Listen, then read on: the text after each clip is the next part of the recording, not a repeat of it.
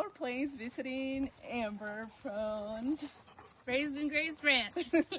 yeah, so I'm touring her farm and ranch operation here. I was really trying to find the right folks to plug into, and I went to the Small Farms Conference. That seemed like, you know, a good starting point, and that's where I found FoFF, amongst a lot of other entities that are supporting small farmers in their operations. And so I think that that was the kickoff point for me to start understanding what types of services and programs were available to folks like me in the beginning farmer and rancher phases. Best thing that we first needed help with was navigating the lease structure of the space that we're in now.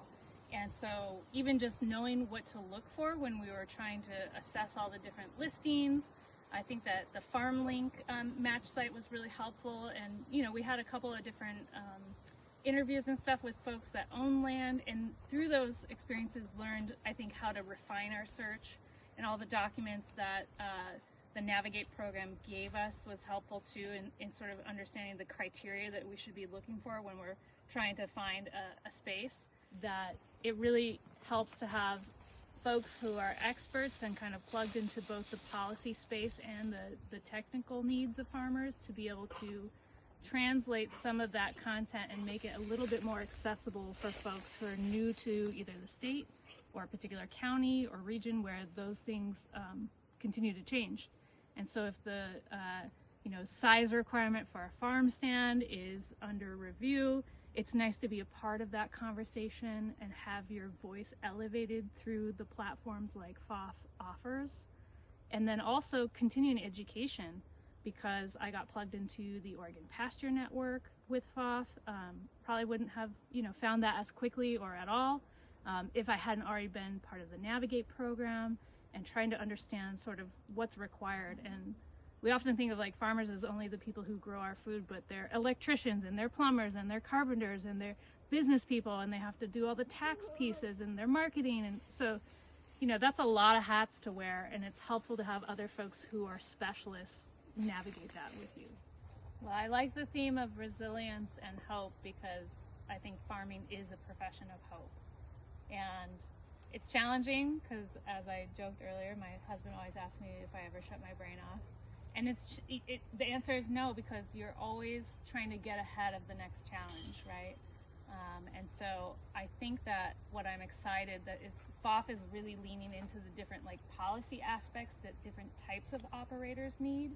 So we've talked about, you know, targeted grazing. It took me 8 months to find someone who would ensure an operation where my animals are moving off-site and not just producing on the same piece of land.